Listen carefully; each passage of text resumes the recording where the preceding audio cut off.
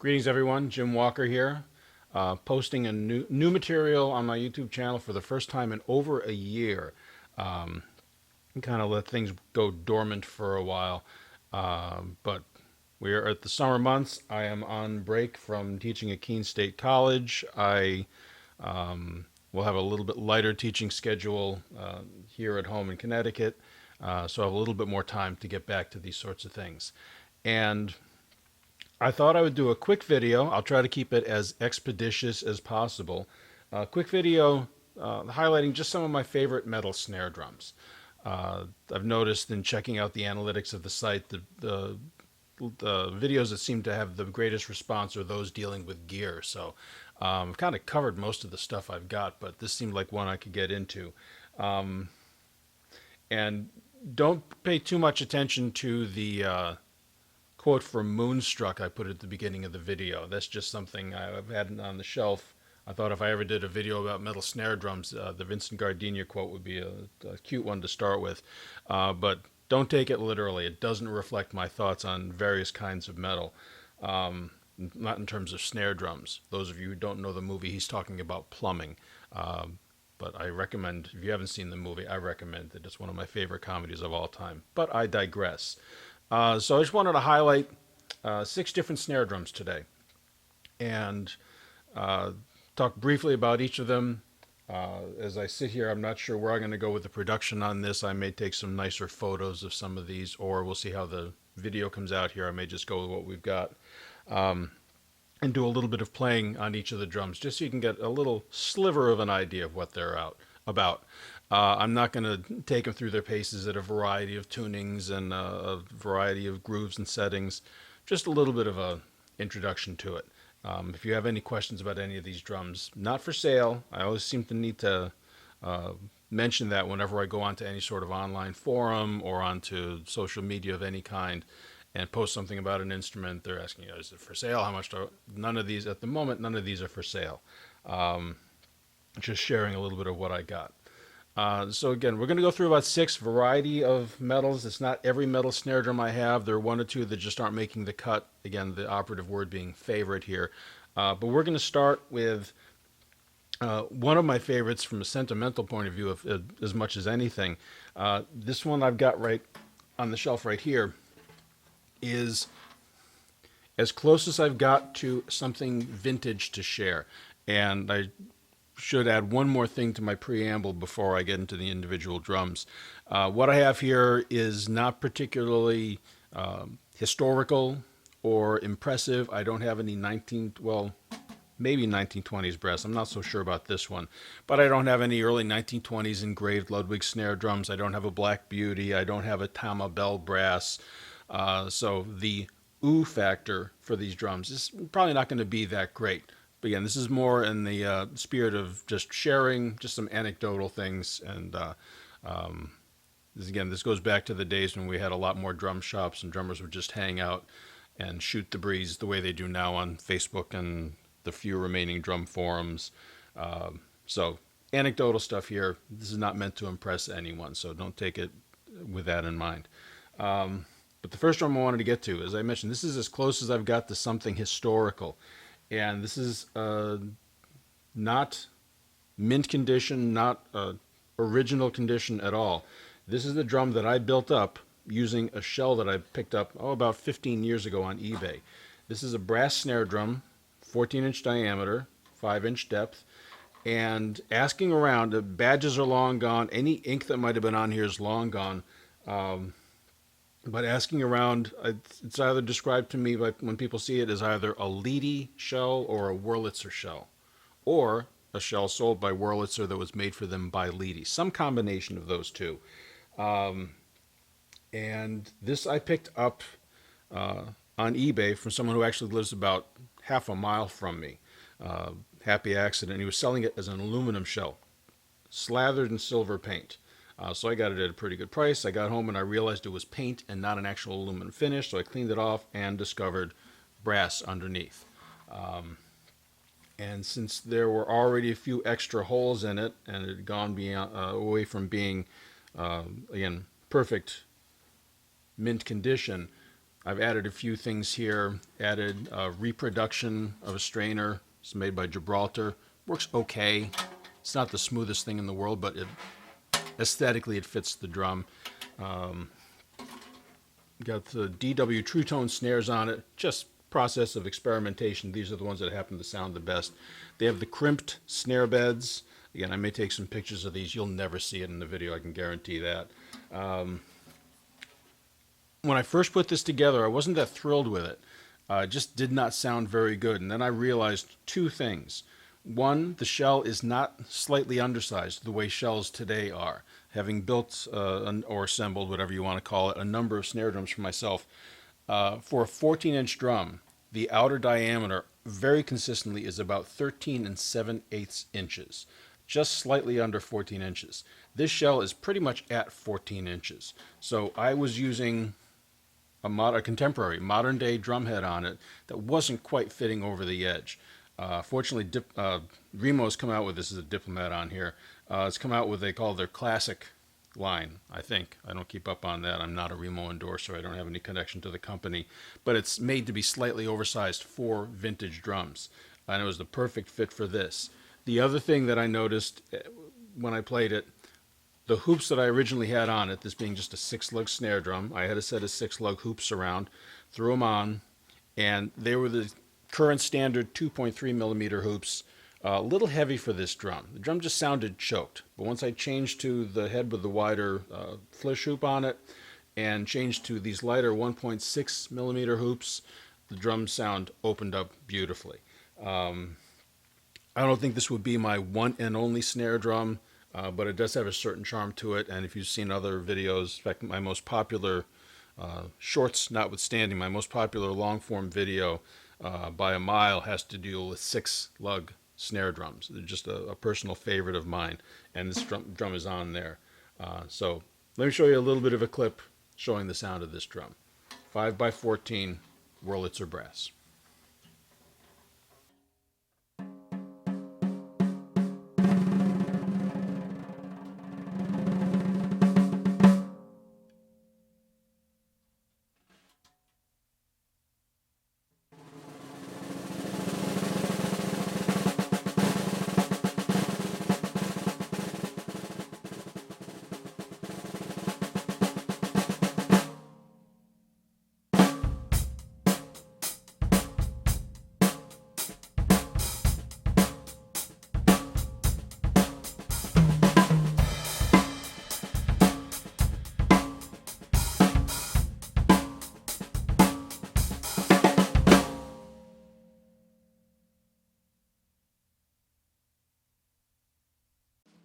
So I'm going to move through these drums in no particular order,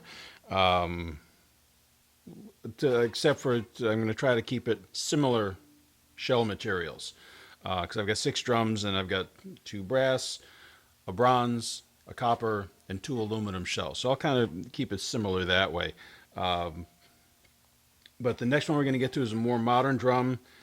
I guess this dates from, I don't know, the 80s or the 90s. I'm not that much of a historian when it comes to drums. So if you're looking for granular details about the history of these drums, I'm not your man. But this is a Yamaha seamless shell, 5.5x14 brass snare drum. And this took the place of a drum I had about 15 years ago now, and another Yamaha brass snare drum, a 6.5x14 Manu Katché signature snare drum. The name Manu Katché will factor into this again in a couple of moments. What a marvelous snare drum. Just stumbled across one on eBay years ago. I think it was eBay. Great drum that I ended up selling to finance the purchase of a 22-inch pre-serial 602, which you may have heard on one of my other videos.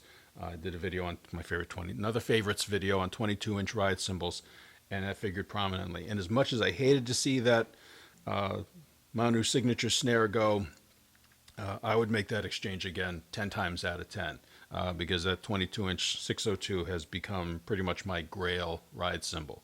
And it led me down the path of pre-serial 602s, which is a topic for another time. But as is so often the case, signature snare drums for companies many times are very similar to stock production models, with some sort of maybe a cosmetic change or a slight design change, or sometimes, I guess, just putting a badge on it. Maybe that's all it takes sometimes. So I knew, because the price of Manu snares just kept going up and up and up, and I don't even see them much for sale anymore. But I knew if I got a Yamaha brass snare, it would get me in the ballpark, and I got a very good deal on this one. I guess it was about 10 years ago. It's got the same shell. The only thing it doesn't have, obviously the size is different, 5.5 versus the other one being 6.5.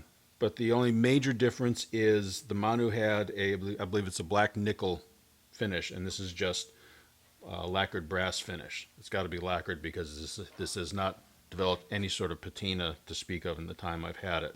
10 lugs, and this one is just a stock production model, with the exception of the snare wires, which are Canopus wires. I believe they're the steel, but they're the ones that are modeled after early vintage or medium, I'm not sure what era, but modeled after vintage Slingerland wires.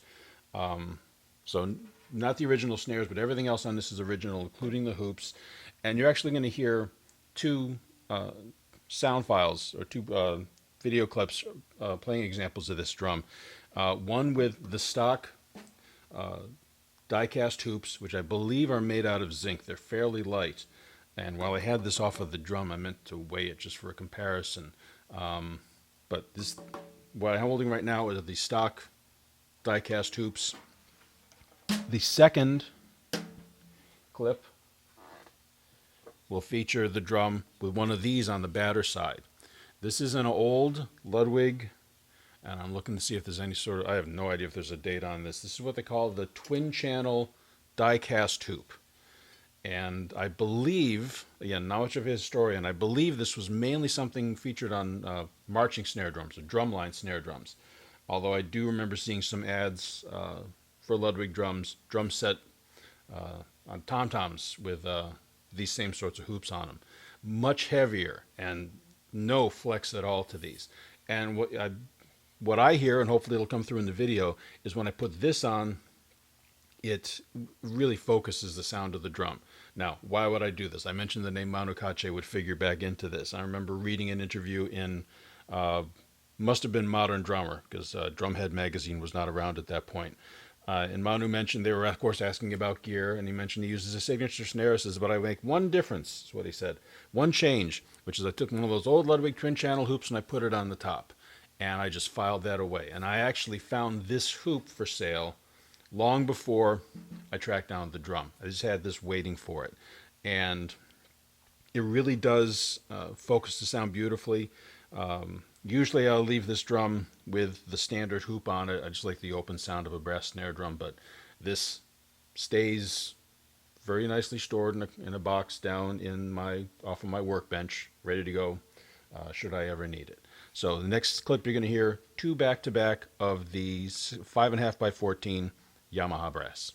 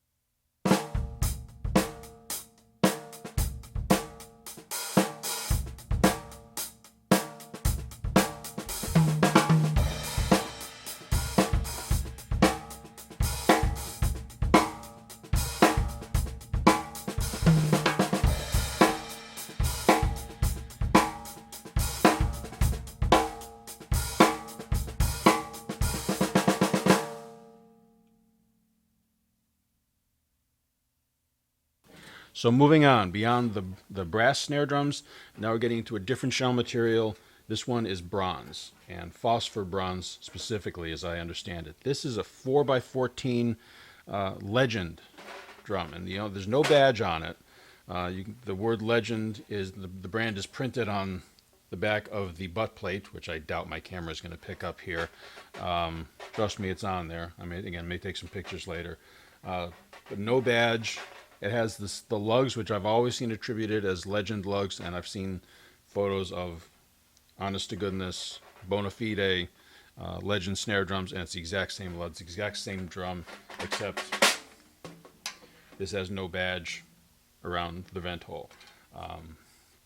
So I'm convinced that I've got one. Not that it matters. The main thing about this for me is the playing, and this drum sounds great.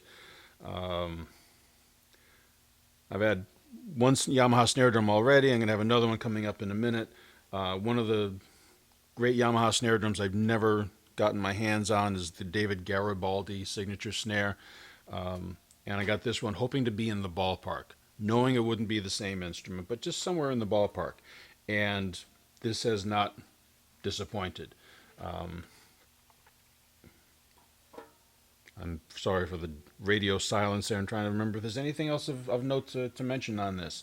It's just a classic shallow metal snare drum, great on steel band gigs, but not exclusively for that. If I'm doing more funk things, this would be an opportune choice for that as well. So we'll move on to the playing demonstration, 4x14 Legend phosphor bronze.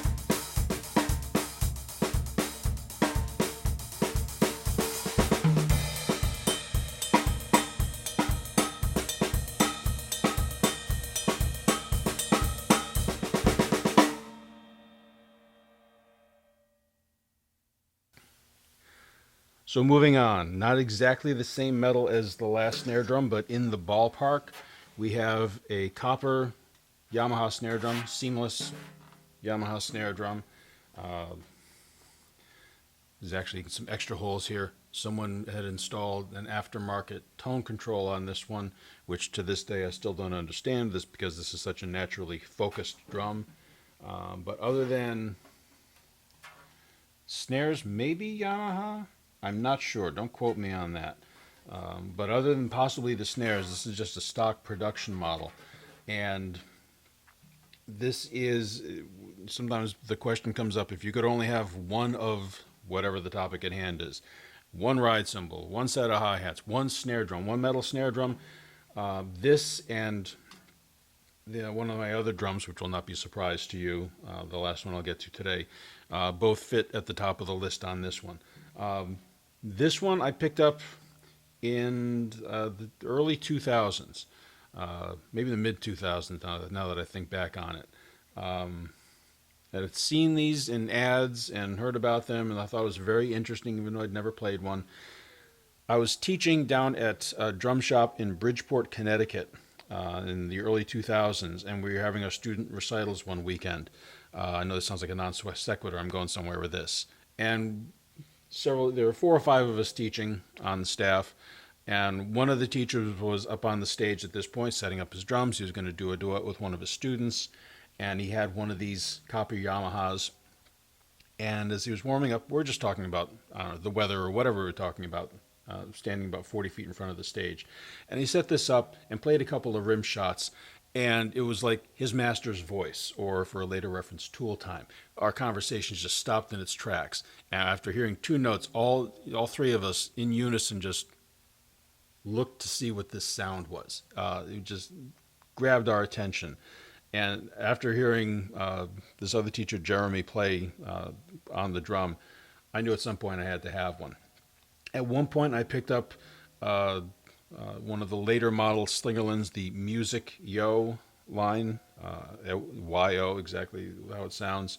And that was a very good, one of those that I picked up was a copper snare drum, same size. And that was very good, but when I picked this one up, this was the real deal. So this is not the Roy Haynes model. There's no hammering on this one. And whoever the previous owner put that tone control in there, good chance. I'm not averse to tone controls built into drums, but this drum just does not need it. So this is sitting in parts down by my workbench. I would guess that they were trying to make a Roy Haynes snare out of this one, because I know the Roy has one. But anyway, just going to get into just a couple of sound files. I keep saying sound files, and these are the drum forms coming back into my mind. A couple of video clips with some playing examples on this. And just as an aside, all the drums we've heard so far have been single ply coated heads. I should have mentioned that in the beginning. 200 or 300 weight snare side heads, Diplomat or Ambassador weight snare side heads. Very standard setups. I don't do too much in terms of experimenting with different types of drum heads, although we will have a drum with reverse dot on it in a couple of moments. But all that notwithstanding, let's get on to hear the sound files of the copper snare.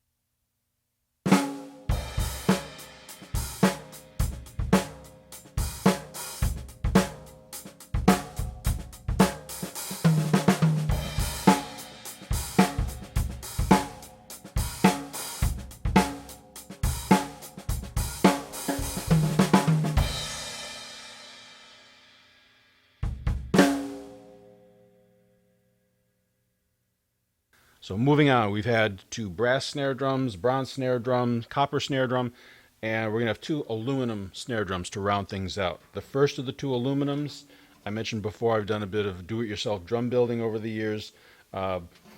This is a 6x14 with an aluminum shell built by an occasional drum builder named Tim McKenzie. Every once in a while I hear murmurings from him. I keep in touch with him that he's going to get back into production and start making shells again. But to the best of my knowledge, that hasn't been happening of late. This one was actually a shell that was given to me by a friend for whom I had put together, drilled and assembled a couple of snare drums on shells he sent me. And just as a token of his appreciation for that work, he sent me this shell. So this has a little bit of a sentimental value as much as anything. But 8 lugs, again, as I mentioned before, medium weight snare side head, single ply coated head. I tend to use those as my default, or if nothing else, my starting point, because I find those really give a good idea of what the drum is about. And then sometimes I will stray away from that. We'll get to that with our last drum and fine tune the sound a little bit. I'm not a huge fan of heads with muffling built into it. That's just a personal taste. I know a lot of guys get fantastic sounds with those. I'm just doing what I'm doing over here. So 6x14 aluminum shell, no flange to the edge, just a straight shell down to the edge. So this is where it differs from, say, a Ludwig metal snare drum. This is when I can see the date on here. I finished this up in July of 2011. So at the time of this taping, almost, do my math here, carry the 12 years old, coming up on its 12th birthday. 8 tube lugs, 2.3 millimeter hoops, and I just like the look of the black hardware against the aluminum shell. Trick, strainer, throw off. Got into a discussion one time. Someone was telling me there's a difference. A strainer and a throw off are two different things. Okay, that's more detail I want to get into. It's like a swish cymbal is not a China cymbal. I had that discussion with someone else at a certain point in time. But this is not one of those trick strainers that has the detents that lets you stop at certain points. I love the eye, so you can have loose, middle, and tight snare settings just from where you leave the throw arm. I love the idea on paper. I just never felt the need for that. I'm an old guy, and I'm just used to, if I need to adjust the snare tension, reaching down and adjusting the fine tension knob, even in the middle of playing. It's just what I'm used to. So coming up, video examples, playing through a few minutes on my McKenzie 6x14 aluminum.